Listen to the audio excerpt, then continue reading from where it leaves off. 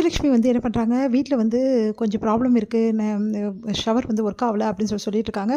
சரி அதை நான் ரிப்பேர் பண்ணுறதுக்கு ஆளை வர வச்சிடுறேன் பெரியம்மா அப்படின்னு சொல்கிறாரு நம்ம விஜய். அதெல்லாம் ஒன்றும் வேணாப்பா, நீ செய்ய வேணாம், வந்து சூர்யா இருக்கான், அவனை பார்த்துப்பான் அப்படின்னு சொன்னோன்னே, என்ன பெரியம்மா இப்படி சொல்கிறீங்க, நான் உங்களுக்கு செய்யக்கூடாதா அப்படின்னோடனே, அதெல்லாம் ஒன்றும் வேணாம் அப்படின்றாங்க.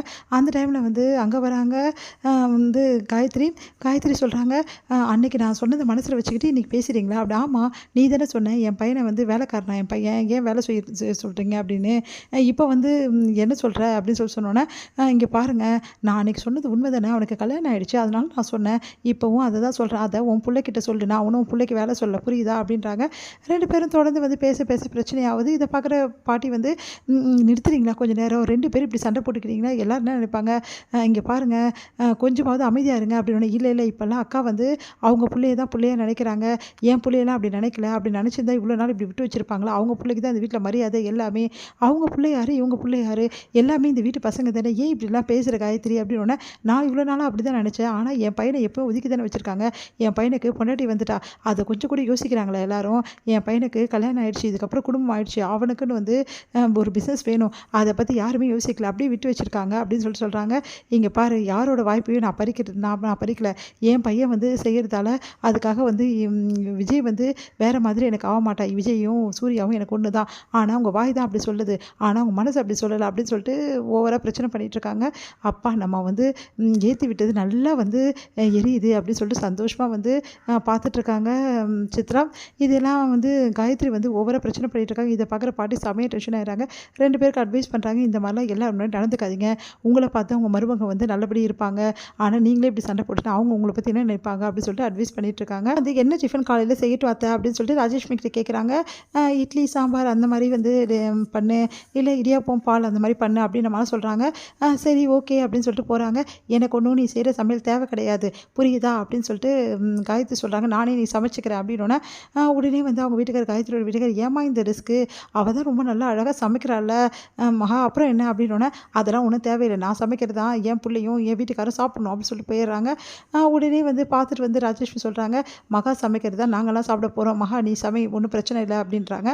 அது கேட்டு மகா போகிறாங்க. கரெக்டாக வந்து விஜய் அங்கே வராரு. மகா கிட்ட, அண்ணி சூப்பர் ஐடியா ஒன்று கிடச்சிச்சு, அண்ணன் வேலை செய்கிற இடத்துக்கு நீங்களும் வந்து கூடவே இருக்கணும் நான் சொன்னேன்ல.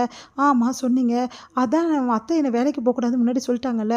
அதெல்லாம் முன்னாடி அண்ணி, இப்போ அப்படி கிடையவே கிடையாது, இப்போ எங்கள் அம்மாவுக்கு அவங்களுக்கும் பெரிய பிரச்சனை இருக்குது, இப்போ போய் கேட்டிங்கன்னா கண்டிப்பாக பர்மிஷன் கொடுத்துருவாங்க, அதெல்லாம் நடக்குமா விஜய், கண்டிப்பாக நடக்கும், நான் சொல்கிறேன்ல, நீங்கள் பேசி பாருங்கள் அப்படின்னு சொல்கிறாங்க. சரி அதுக்கு முன்னாடி எங்கள் அம்மாவுக்கு இந்த விஷயம் தெரியணும், நீங்கள் வாங்கலை அப்படின்னு சொல்லிட்டு வெளியே கூட்டின்னு போகிறாரு. என்ன பண்ணுற விஜய், நான் சொல்கிறது அமைதியாக கேட்டுருங்க புரியுதா அப்படின்னா. அந்த டைமில் கரெக்டாக ஃபோன் பண்ணி பேசிகிட்டு இருக்காங்க காயத்ரி. அவங்கக்கிட்ட வந்து பேசுகிற மாதிரி இவங்க போய் பேசுகிறாங்க. சரிங்க நீ இங்கே பாருங்கள், வேலைக்கா போகிறீங்க, ஆமாம் நானும் எவ்வளோ நாள் தான் வீட்டிலே இருக்குது, நானும் வேலைக்கு போகணுன்னு தான் நினைக்கிறேன், எனக்கும் வந்து என்னோடய காலில் இருக்கணும்னு ஆசை இருக்காதா, அதனால் உங்கள் அண்ணன் கப்பலில் தான் வேலைக்கு போகிறேன், அப்படியா, சரிங்க நீ ரொம்ப நல்ல விஷயம் தான் பண்ணுங்க அப்படின்னு சொல்லிட்டு பேசிகிட்டு இருக்காங்க. இதையெல்லாம் பார்த்து வந்து காயத்ரி செம்மையாக வந்து டென்ஷன் ஆகிறாங்க. ஓ எப்படியாவது வந்து கம்பெனியில் ஜாயின் பண்ண நினைக்கிறியா, இதை விட மாட்டேடி அப்படின்னு சொல்லிட்டு காயத்ரி போய் உட்காடுறாங்க. அடுத்து வந்து எல்லாருமே வந்து சாப்பிட உட்காடுறாங்க. அப்போ வந்து ரொம்ப நல்லா டிஃபன் வாசனையாக இருக்குமா அப்படின்னு சொல்லிட்டு எல்லாருமே சாப்பிட்றாங்க நம்ம மகா பண்ணதை. காயத்ரி வந்து ப்ரெட்டை வந்து பண்ணி வச்சுருக்காங்க, நல்லாவே இல்லை, காஞ்சி போன ப்ரெட், இதெல்லாம் திட்டுறது அப்படின்னு சொல்லிட்டு டென்ஷன் ஆகிறாரு அவங்க வீட்டுக்காரு. மகா நீ பண்ண டிஃபன் கொடுமா நான் சாப்பிட்றேன்னு சொல்லிட்டு அவர் சாப்பிட்றாரு. இதை பார்க்குற காயத்ரி டென்ஷன் ஆகிறாங்க.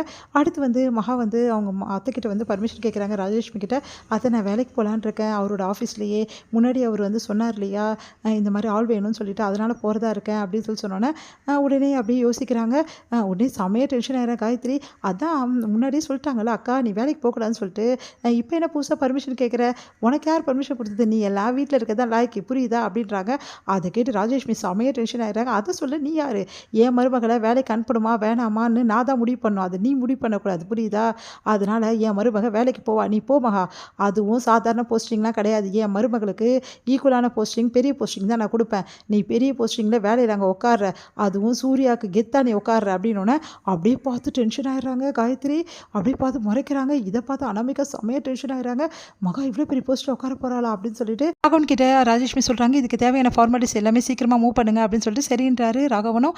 அடுத்து வந்து ரொம்ப சந்தோஷமாக இருக்க மகா கிட்ட வரார் விஜய். அண்ணி இதுக்கப்புறம் எந்த பிரச்சனையுமே இல்லை, ஸ்வேதாக்கும் அண்ணனுக்கும் உள்ள ரிலேஷன்ஷிப்பை நீங்கள் ஈஸியாக கண்டுபிடிச்சலாம், கூடவே இருந்தானோன்னே ஆமாம் கரெக்டு தான் அப்படின்னு சொல்லிட்டு சொல்கிறாங்க நம்ம மகாவும். இதர் முடியுது.